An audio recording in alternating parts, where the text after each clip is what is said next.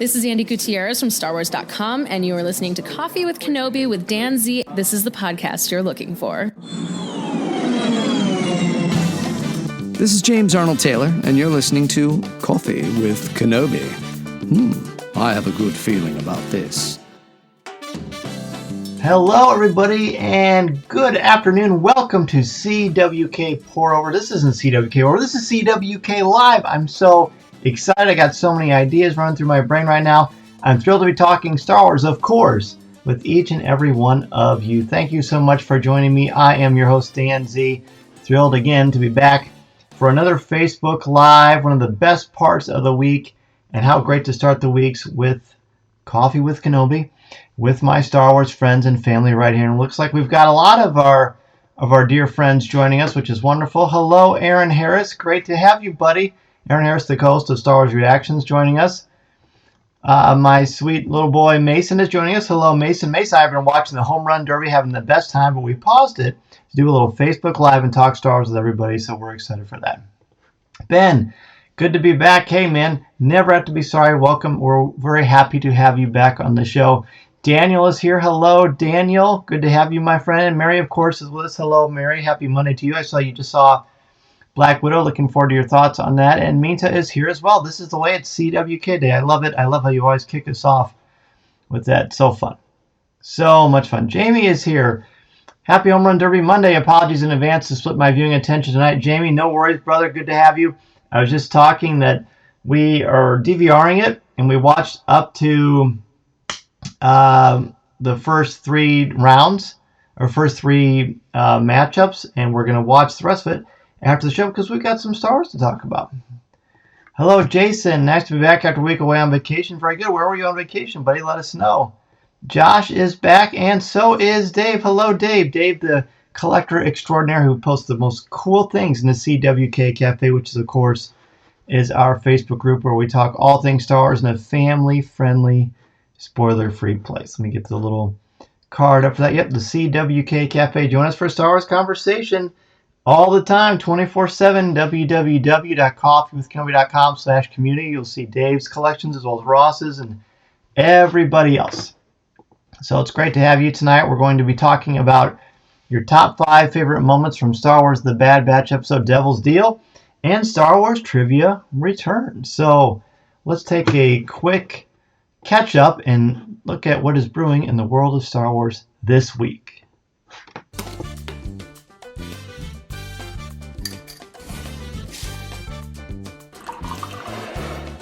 And now, let's see what's brewing in the Star Wars universe this week. Yeah, this week in Star Wars, there's a lot of great figures coming out. Trapper Wolf, Dave Filoni himself, is going to be immortalized as a Black Series action figure. I'm lining up a lot of great interviews to share with you this week and next. And, of course, all the fun stuff that I've been working on for Galaxy's Edge. Hello, Luis, the best coffee in the galaxy. Well, cheers to you, my friend. Nice to have you back on the program with us. So, people have been really wonderful in asking me, hey, when is the Galaxy's Edge audio tour going to be finished? Well, I am working very, very diligently at it.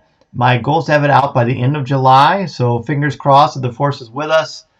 I'm very excited about giving you an opportunity to experience and enjoy even more of Galaxy's Edge, whether you make it for the very first time or whether you're a seasoned veteran of Batuu and you just want to return and see a lot of great stuff. So good. So it looks like Dave was in the Dells 2 weeks ago, and Jason just got back from the Dells. So how about that? Very cool. You know, I've been to the Dells once for our first anniversary, and we had a great time. It's a beautiful place. So that's the update on the Galaxy's Edge stuff. Working on that simultaneously with the ebook guide. So that's going to be fun. Ben says he's going to be at a family reunion in the Smoky Mountains in Tennessee next week. Great. Well, Ben, I hope they have Wi-Fi so you can still join us. Well, but if not, of course, you can catch the show here on YouTube and on our Instagram page as well. So thanks to everybody who has filled out the survey. I posted the survey in the CWK Cafe and on Coffee with Kenobi's Twitter feed because I want to move the time of Facebook Live. It's still going to be Monday nights. I don't ever see that changing. I mean, I guess that's possible, but I don't imagine that will change. But I want to move it up a little bit earlier to give more people a chance to tune in and to listen, and also so that I can just do fun stuff with my family a little bit earlier in the evening. I mean, honestly, that's a big part of it. but I also want to know what works best for all of you, how you can join me. And I don't want to leave anybody out. You are my loyal people that have been with me from the beginning. We've been doing this for a little over a year, and I want to make sure that we can find a time. So if you haven't filled out the survey yet, I'll repost it in the CWK Cafe and on Coffee with Kenobi's Facebook page. But please fill it out and let me know which time you prefer. It looks like right now what's leading by a slight margin is moving it ahead, or backwards an hour, I would say. Right now it's 8 o'clock p.m. Central Time, and it looks like people would be okay with 7 o'clock Central Time. But a lot of you are also saying that you like it the way it is, so just please let me know so I can best accommodate how we can bring the Star Wars community and conversation to you on Facebook Live. All right, very good. So great again to have all of you here. Let's go ahead and jump into the top 5 for tonight. Top 5 favorite moments from the Bad Batch episode, Devil's Deal. A fascinating episode, truly, because even though it's the Bad Batch is hardly in it. In fact, I don't think they come into the show until 13 minutes and 7 seconds into the actual program itself. So, but that doesn't mean there was a disappointing episode. Not in the least. There was a lot of great stuff to be excited about, and I'm pretty confident it's going to be showing up a lot in our conversation tonight. Yeah, Daniel, I'll be sure to post the survey at the top. It will help me out a ton. I think it's only 2 questions as well, but I definitely appreciate anybody who can take the time to do so. Josh is in for an hour earlier. He's Eastern, so it'll be 8 for him, which will be great. Okay, good. That's good to know. So if Josh wants to clear the air and say, before we start the top 5, I'm going to say I struggle with this most recent episode to be brief on where the Bad Batch story will be taken over. It will no longer be about them. You know, I've had a lot of people ask me about this episode so far, and this is what I will say. I mean, Mason has been very clear, too, and quite astutely, that, you know what, the Bad Batch is hardly in this episode. And that's true. And it is called the Bad Batch. But this is the thing. It's part 1 of a 2-parter. So my hope, my optimism is that will pay off. I really feel like it's going to pay off. It's going to be worth it. And I think it will all make sense why it's broken down the way that it has. So I would just encourage you to stay with it. Let's see what we did think was some of our highlights for this episode. Number 5 for me is I didn't mention the refinery. This is when Hera, that's right, Hera Syndulla is in Star Wars The Bad Batch. Boom! What a great experience. Definitely much more on that later. But when Hera is walking with her mother, and Hera mentions the refinery... her mother mentions the refinery, and Hera says, wait a minute, I didn't mention that. So then we get those connections, those synapses fire in our brains, and they say, wait a minute, Hera's mom knew about this? She was in on it from the whole time?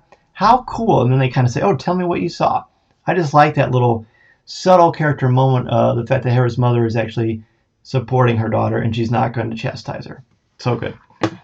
Yeah, it's basically a 2-parter to me. It's because it ends with a cliffhanger. So surely the next episode is going to show that. I have no inside information on that, unfortunately, but just kind of feels that way.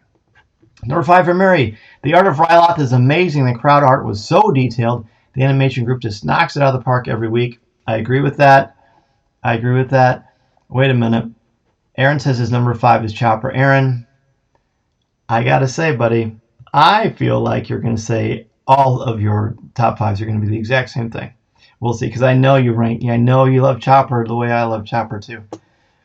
Number 5 for Minta is being back on Ryloth. Well, that's cool. I like that so much. I thought that was cool. Jason says, Chopper, I was so happy to see that little dude. Chopper is my favorite droid. I feel weird saying that, putting him over R2. I don't feel like that's fair. Either way, Chopper is about as good as it gets for me. Ben's number 5, learning that Sid is helping to get arms to Ryloth. I know her motivation is money, but it is good to know she's supporting the seeds of the rebellion. She does seem to be, and hopefully it's for altruistic reasons, because so far that seems to be the case. Aaron is confirming that what we mentioned earlier is a 2-parter. Number 5 for Daniel, seeing the Syndullas for the first time. That was really breathtaking to see Cham and his wife. That was really fantastic. Aaron's got a clever smile. I don't know. Number 5 for Josh. Chopper. I love Chopper. My concern is so present, but Chopper's great. He seems like he was nicer in his youth. That's funny. I love Chopper. Jamie's got a number 5 is going with Chopper as well. I've made no secret about this. I say it pretty regularly on Coffee with Kenobi. But Chopper is one of my favorites, period. And Rebels is definitely one of my very favorite Star Wars things in the 40-plus year history of the franchise. So, yay to number 5 and Chopper. Number 5 for Mason is Hera. seeing Hera for the first time, realizing it was a younger Hera, Mason was so fired up. So that is Mason's number 5, similar to some of your number 5s as well. Let's see.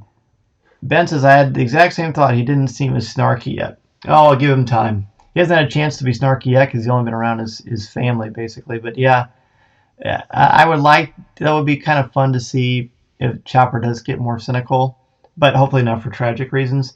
But something tells me he just hasn't had a chance to really get his grumpy on. And of course, well, actually, I'm going to save that. I've got a bonus trivia question that I'm going to bring to all of you. All right, let's go ahead and jump into number 4. Number 4 for here is Hauser and Empathy. So Hauser is a clone that we meet. I don't remember seeing Hauser before. Feel free to correct me on that. I certainly am wrong plenty of times. But I liked seeing Hauser as an empathetic clone, a sympathetic clone, especially during a time when Order 66 has happened. We know what the inhibitor chip does. The Bad Batch certainly knows what the inhibitor chip does.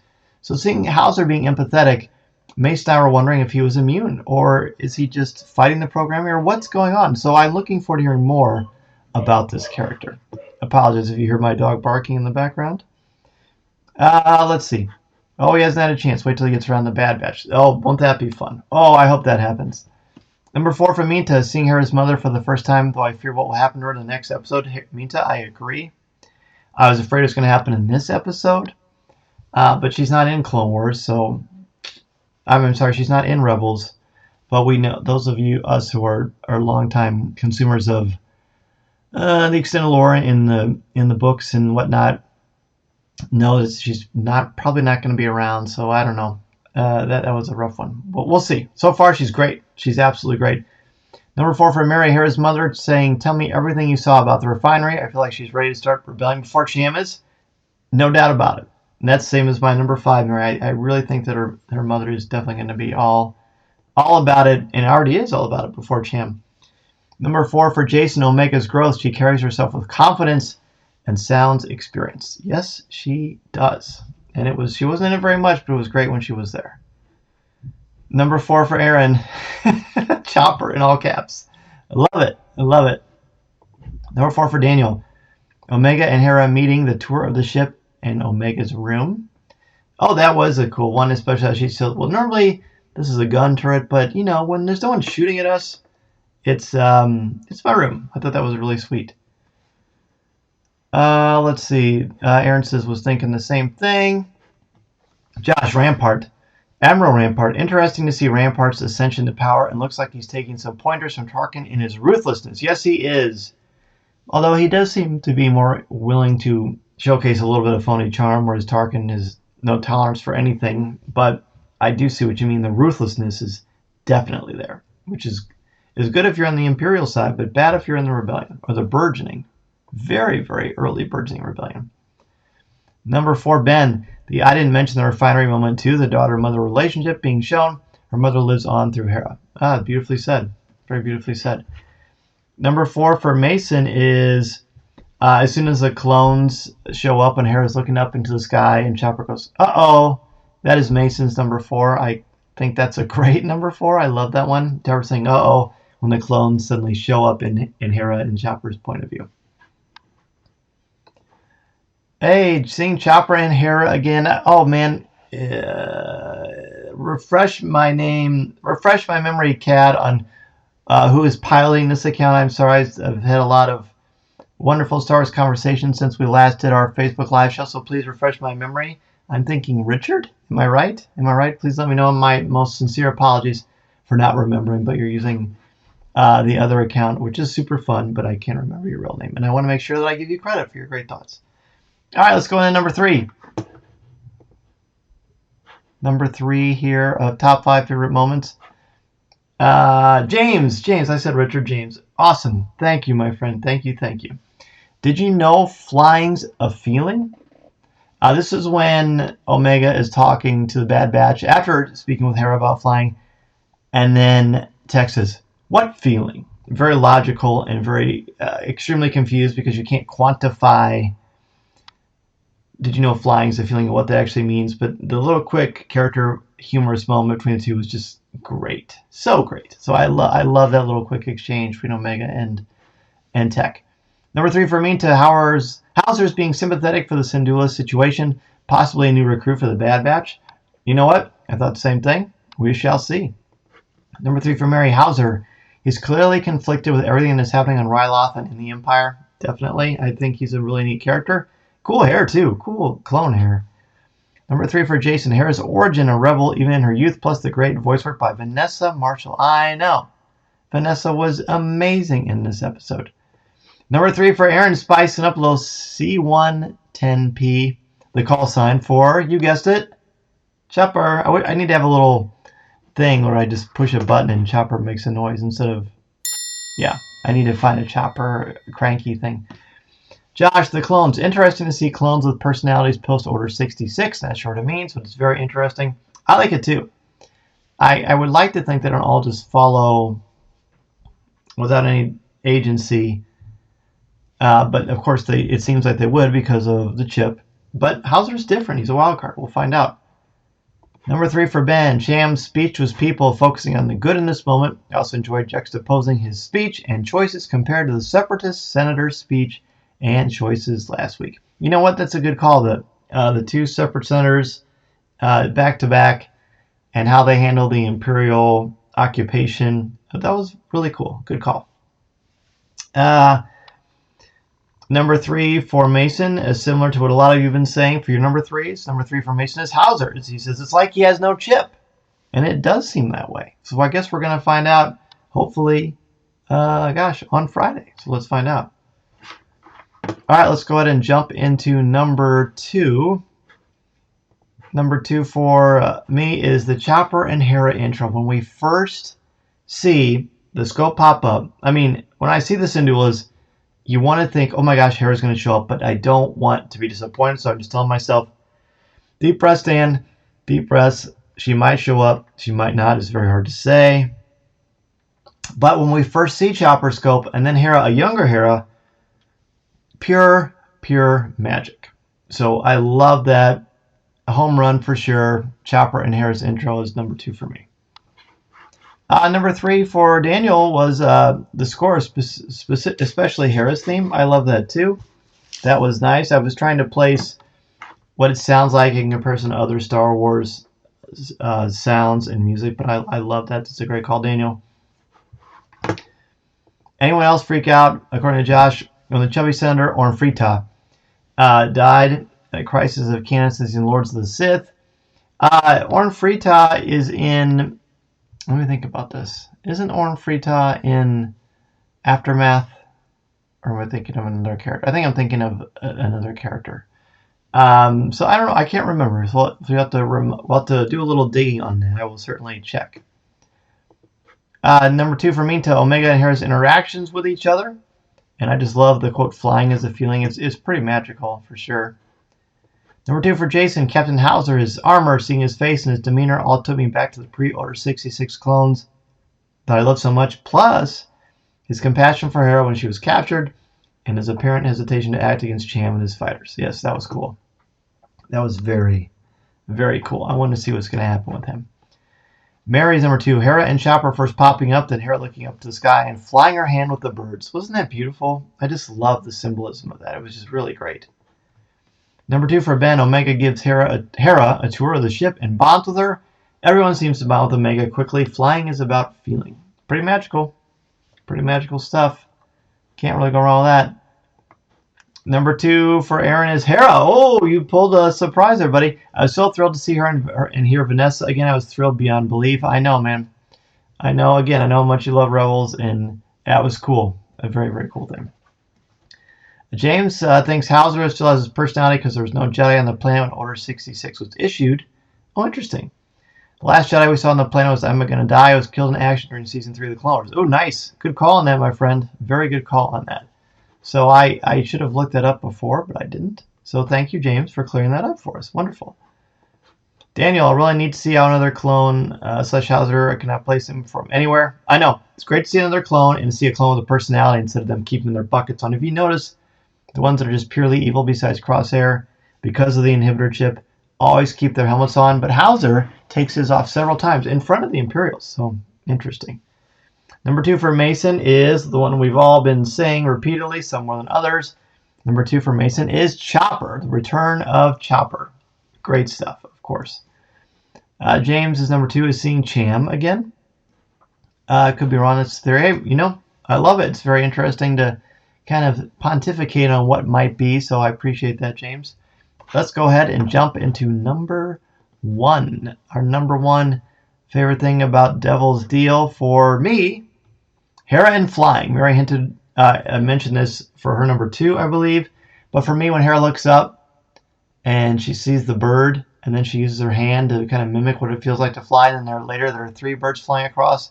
That was just absolutely beautiful, almost gut-wrenching, because we know how important flying is to Hera. And to me, I think she's the best pilot in Star Wars. Better than Poe, better than my boy Han Solo. I think Hera's the best. And we're seeing the early seeds of that passion, which is really wonderful stuff. Number 1, for me, to the return of Hera and Chopper. Need I say more? Exactly. It's great stuff. Josh gives us number 2.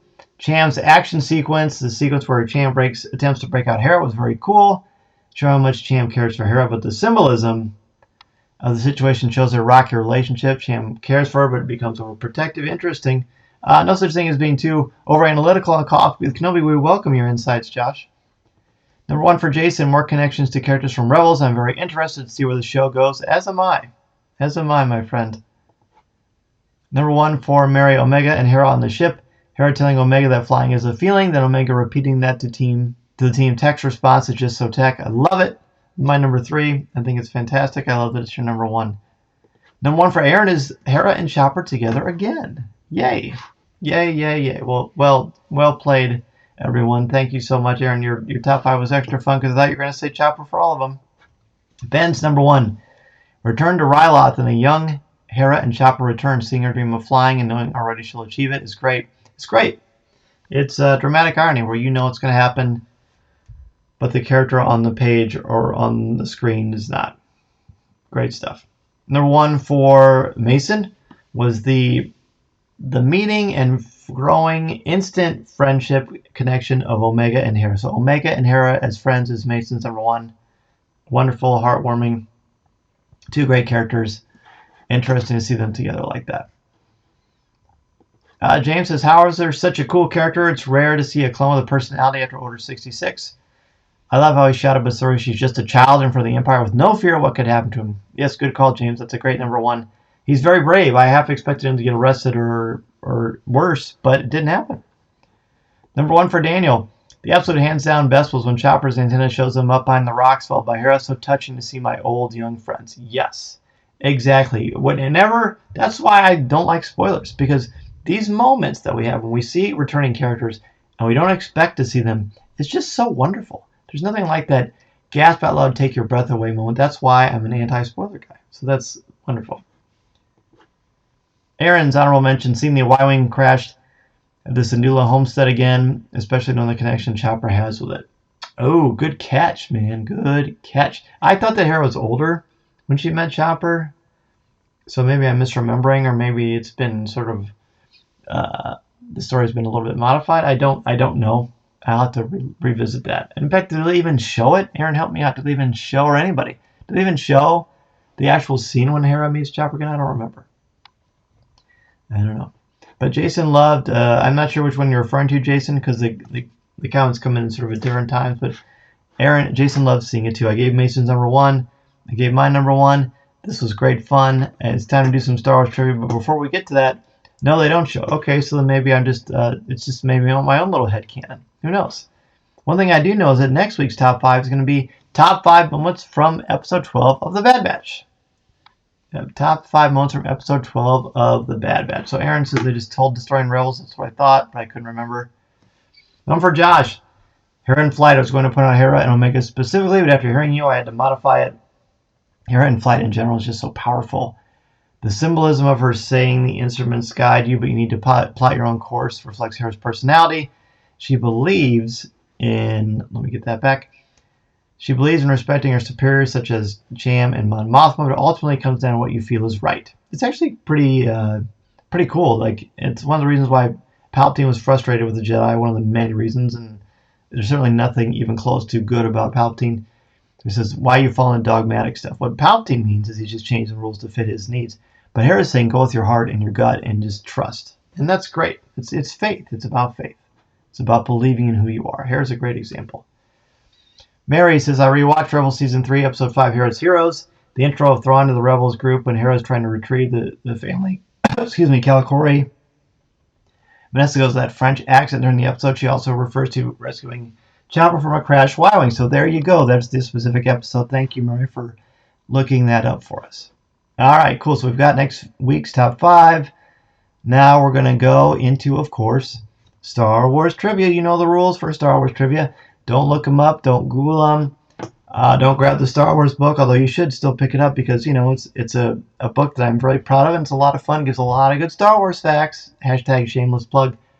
But I just want you to do your best, and we'll figure it out together. So these are questions they're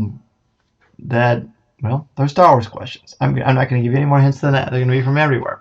The first question, who is the voice of Chopper? In the credits, it says Chopper as himself, like it always did in Rebels. But who is the actual voice of Chopper? Anybody know? I'll wait for your answer, of course. Man, I really need to add some more questions here. Josh says Dave Filoni. So does Aaron. So does Jason. Awesome. Okay, those are good guesses. Anybody else? Who is the voice of Chopper? James says Filoni. Mary says Filoni. Mason says Filoni. Ben says Alan Tudyk does every obscure voice, but it's Filoni. Minta says it's Filoni. Well, we're just going to cut to the chase. Yes, it is Dave Filoni. That was an easy one.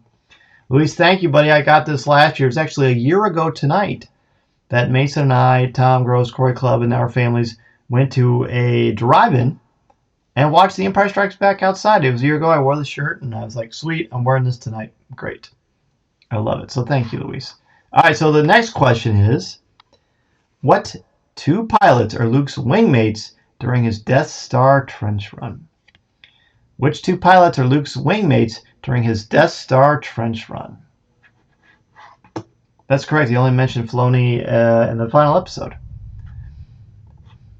Daniel is not sure. Josh says Wedge and Biggs. You learned something cool. Oh, good. I'm glad. I love it. Aaron says Wedge and Biggs. Wedge and Darren's not sure. Darren, use the Force, buddy. I got faith in you. Jason says Biggs, Darklighter, and Wedge. Ben says Biggs and Antilles. Minta says Wedge and Biggs. Josh says Wedge and Biggs. Okay. Mary says Biggs and Wedge. Mason says Wedge and Biggs. Well, guess what? Everybody is 2 for 2. It is Wedge, Antilles, and Biggs, Darklighter. You got it. You have got it. All right. Let's go to the next one. Who ruffles a Padawan's feathers by crowing? Oh, Anakin's not a Jedi yet? Baked potato wedges with barbecue sauce. I missed something there, but I look forward to the context for that. Sorry, bad joke. It was funny. I like it. Okay, so who wonders aloud? Who ruffles a Padawan's feathers by crowing? Oh, Anakin's not a Jedi yet? Who ruffles a Padawan's feathers by crowing? Oh, Anakin's not a Jedi yet? Give you a few moments to think about it. Jason says, it's Padme Amidala. Okay. Who ruffles a Padawan's feathers by crowing? Oh, Anakin's not a Jedi yet? Is it, Jason says Padme. James, he's being Cad Bane saying I hated Skywalker and his Padawan. Nice. Ben says Padme. Mason says Padme. Biggs, Big, Wedgies. My apologies. No, I liked it. I like a good dad joke, brother. It's good stuff. Darren says Padme. Okay. Josh is not sure about this one. The question again one more time. Aaron says he thinks it was Padme. A lot of options. The question one last time is who ruffles a Padawan's feathers by crowing? Oh, Anakin's not a Jedi yet. Daniel says Queen Padme, and so does Minta. Well, guess what? The answer is Padme Amidala. That is correct. Okay, let's see. Which pilot has the call sign Gold Leader during the second Death Star battle? Which pilot has the call sign Gold Leader during the second Death Star battle? Good question. I didn't write these questions, so I'm not giving myself credit.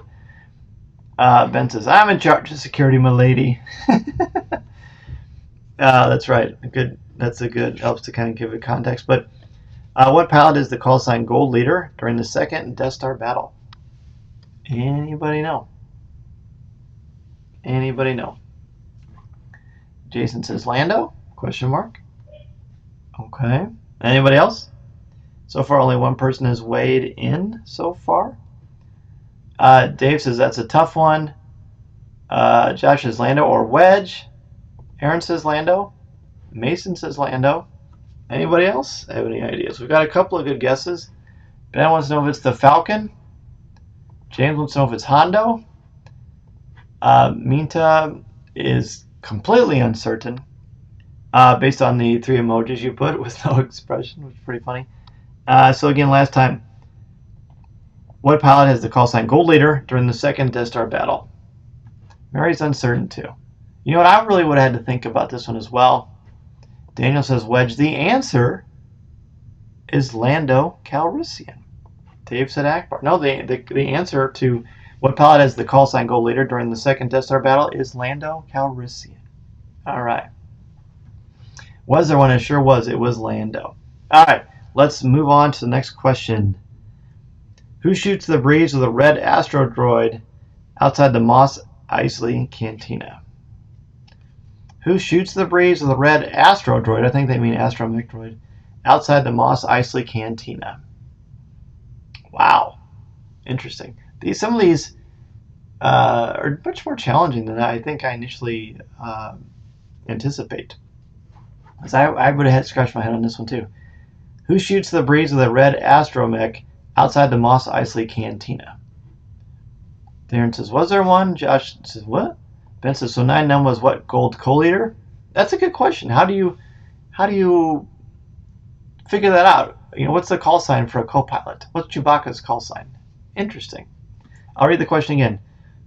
Who shoots the breeze or converses with a red astromech droid outside the Mos Eisley Cantina? So far, we don't have any guesses. Wow. Interesting. You mean outside the cantina when the duvak freaked out? You know, it doesn't give me any context here, but it's as good a guess as any. Daniel says 3PO. Aaron says a sand trooper. Jason says, man, just when I thought I was doing well, some space pilot with 70s looking hair. That's a good guess too. Ben says a Jawa. Interesting. Very interesting.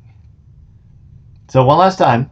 Who shoots the breeze with a red astromech droid outside the Mos Eisley Cantina? Mason says he doesn't know what that means. What that means is who is having a conversation with a red astromech droid outside the cantina? It's a quick thing. But who shoots the breeze with a red astromech droid outside the Mos Eisley Cantina? Mita says a Tusken Raider. No one's gotten this one. Mr. Enigma, the Riddler, no. The answer is R2-D2. Apparently R2-D2 is shooting the breeze with a red astromech. So that was the answer. I don't think anyone said, let me scroll through again. Nope. No one got that one right. How about that? A couple people saying Obi-Wan or Stormtroopers, but no, it's R2-D2. Interesting. All right.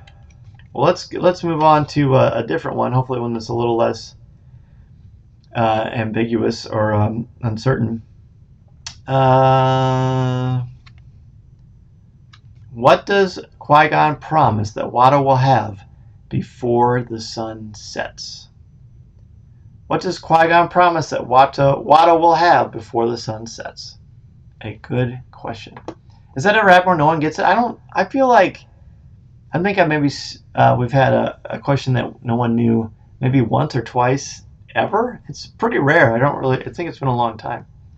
It's a good question. This one is, what does Qui-Gon promise that Watto will have before the sun sets? Darren says his money. Okay, Darren. Thank you, sir. Anybody else want to weigh in on this one? Josh says his winnings. I guess Minta says his credits, and if the ship, if he wins, his just desserts, not exactly his winnings. Mary says money from the pod race. Daniel says credits. Jason says the money he wins from the pod race. There's a specific thing that Qui-Gon promises, but I'll accept any variation of what he actually says, really. Anybody else want to weigh in on this before we move on to the next question? The answer to what does Qui-Gon promise that Watto will have before the sun sets is his winnings. So it appears that everybody got that one right. Mason weighed in money as well. And Aaron did it too. All right, good job. Good job. Ooh, here's a question I definitely would not have known the answer to. I'll see how everyone does. What color are the eyes of a Trade Federation droid starfighter? What color are the eyes of a Trade Federation droid starfighter? Anybody know? What color are the eyes of a Trade Federation droid starfighter?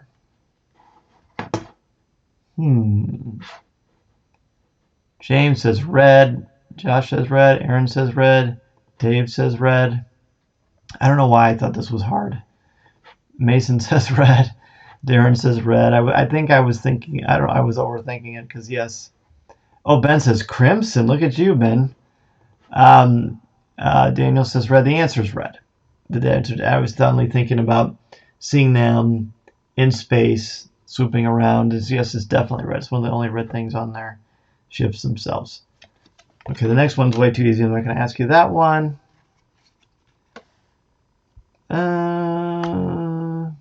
Okay, here's a good one. A good challenging one for you Phantom Menace fans. What does Anakin's friend Seek, that's the name of the character, Seek, S-E-E-K. What does Anakin's friend Seek predict Anakin will become if he keeps pod racing? So what does Anakin's friend Seek, again, Seek is the name of the character, so what does Anakin's friend Seek predict Annie will become if he keeps pod racing? Anybody know? What does Anakin's friend predict Annie will become if he keeps pod racing? Darren says Banta fodder. Ben says Banta poodoo. I like these guesses. Anybody else? What does Anakin's friend Seek predict Annie will become if he keeps pod racing? We have the guess Banta fodder, Banta poodoo. Amita says Banta fodder.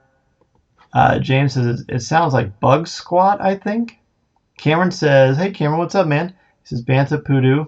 Aaron says poodoo. James says Darth Vader. That's probably the funniest answer, I would say. Mason says poodoo. Mary says dead.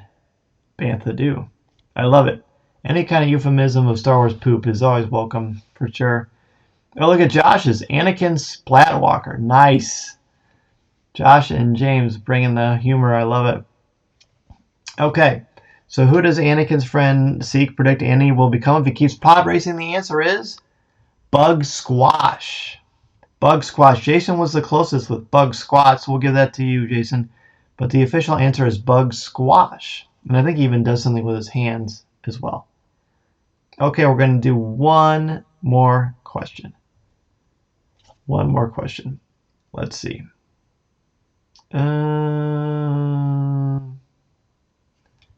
I feel like that's easy. All right, I'll try it anyway. How many movies mention the Death Star in the opening crawl? This is a fabulous question. How many movies mention the Death Star in the opening crawl? What a question that is.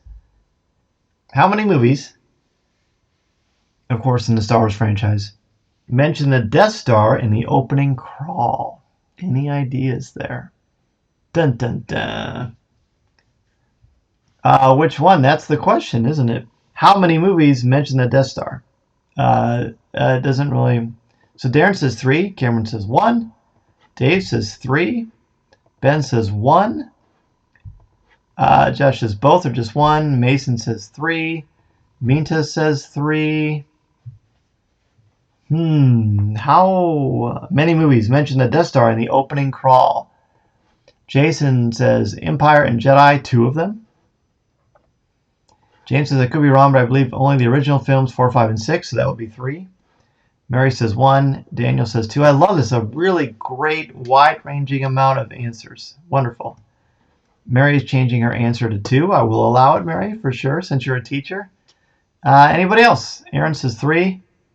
A few more seconds. If we just go with Death Star, it's 2. If we go with both, it's the OG trilogy. Okay, well, the card isn't specific, so we'll just say, it just says mention Death Star. So we'll just stick with that. So, Josh, I'll let you decide on that. Darren says it could be 4. Not sure. Ben says 2.5. No, that is definitely a unique answer. The answer to how many movies mention the Death Star in the opening crawl, the answer is 3. All 3 original trilogy films mention that. And I'd forgotten that The Empire Strikes Back mentions that at the beginning. So if you said 3, you got the correct answer. Very good, everybody. Star Wars trivia. It's good to have Star Wars trivia back. I think we took a hiatus last month because of all the other stuff going on in the Galaxy's Edge adventures. But please be sure to join us when we do the Star Wars trivia next month. But of course, I hope you join us every week. Let's be honest. Let's go ahead and jump into Ask Tansy. And yes, Ben, yours rounds up to 3, so we'll count that. Sure, why not? All right, let's go into Ask Tansy.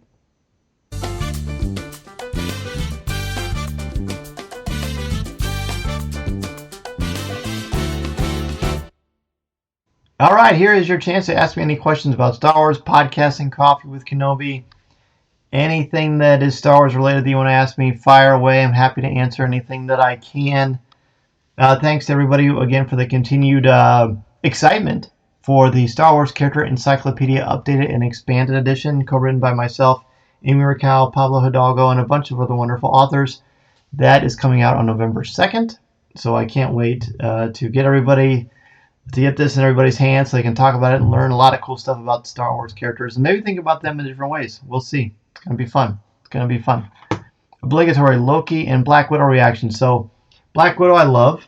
I think it's great. I'm going to talk about it a lot on Pour Over, the Coffee with Kenobi Patreon show that I hope everybody is able to join us for. If you're a member of the CWK Alliance, that is where we're going to go into much more depth about that. Let me get the little logo up here for that. CWK Alliance. Boom. Yeah, that's where we talk about all things popular culture. It's a weekly podcast, a video podcast, as well as an audio one. Be sure to check that out. But I love Black Widow. Loki, it's been kind of up and down for me. Overall, I like it. It's my least favorite of the Disney Plus Marvel shows, but I do like it, and I'm really excited to see how they're going to end it, for sure. If Disney makes an expansion to Galaxy's Edge, what would you like it to be? I would like it to be in my backyard. That's what I would like it to be. Honestly, as long as it's the same team making it, I don't mind it. Galaxy's Edge is one of my favorite places to be, of course. It would be fun to see Tatooine, maybe, just because that's so familiar to us. And both Florida and California can get pretty hot, so that would make sense. But I don't know. It's a good question. Am I planning on attending any cons this summer and fall? Well, this summer, I don't think so.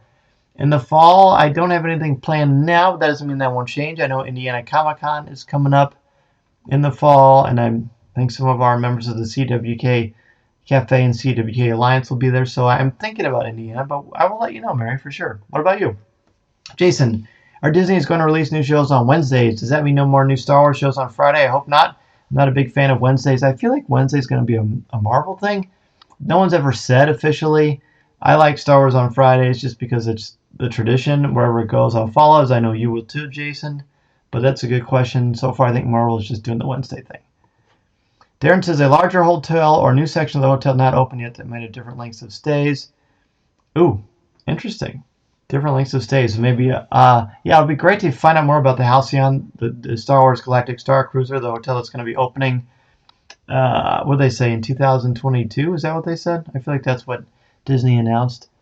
So yeah, and just getting that hotel or getting expansions to it will be absolutely great stuff. Okay, well, thank you so much, everybody, for joining me each and every week on CWK Live, CWK's Facebook Live every Monday night for now, at 8 o'clock p.m. Central Standard Time. Again, be sure to fill out that survey that I posted in the CWK Cafe on Twitter and on our Coffee With Kenobi Facebook page. Tell me to decide how best to reschedule our Monday night shows so that the most people can join us. Again, every week be sure to bring a friend with you so we can spread the word and everybody can be a part of this amazing Star Wars community that I'm so fortunate to be a part of because of each and every one of you. Thank you so much. It's great fun to talk Star Wars with you. What can I say? Mary's going to Lexington Comic Con in September. Not sure about the others. Dana says you got to come out to our Virginia, I assume it's VT Sci-Fi Festival in October. Virginia Tech, is that what that stands for, Daniel? That does sound like a great time. Minta is excited. Josh says Loki is fantastic. Black Mirror's pretty good. I'm not gonna. Yeah, let's see. Introduce the plot, makes the rest of them less important. I don't want to give away too many spoilers, but feel free to DM me, Josh, and I'm happy to shoot the breeze with you and talk about that because I know what you're talking about. Mary, have a great weekend as well. Meantime, may the force be with you. Aaron, thank you for an awesome night. Thanks for joining us. Thank you, Jason, for joining us. A fun show. It's a great fun show because I get to spend it with all of you. Here's the Star Wars thoughts, comments, questions, and opinions. Please spread the word about this amazing, positive, family-friendly, spoiler-free community we have. This community is only as strong as the people in it, so I'm very thankful that I get to be a part of it with each and every one of you. Vermont. Oh boy, I'm sorry. I've still got Star Wars on the brain, so I wasn't thinking of what VT is in Orabesh, I guess. Thanks, Daniel. I love it, and that would be so fun to do. So to Josh, thank you, my friend. Have a good night as well. I hope to see you all next week, as we're going to talk about our top 5 favorite moments from the next episode of Star Wars: The Bad Batch, the second part of this interesting episode that was very Hera and Chopper specific with the Syndulas. I'm excited to see where it's going to go, and I'm excited to see what each of you think. Of course, this week on Coffee With Kenobi, we'll be looking at it much more specifically, breaking things down with some very special guests. I hope you'll join me. In the meantime, have a great week, everybody, and remember, this is a podcast you're looking for. Thanks so much, everybody. See you next time. This podcast is not endorsed by the Walt Disney Company or Lucasfilm Limited. It is intended for entertainment and informational purposes only. The official Star Wars website can be found at www.starwars.com. Star Wars, all names, sounds, and any other Star Wars related items are registered trademarks and or copyrights of Disney and their respective trademark and copyright holders. All original content of this podcast is the intellectual property of Coffee With Kenobi unless otherwise indicated. This is the podcast you're looking for. There's no one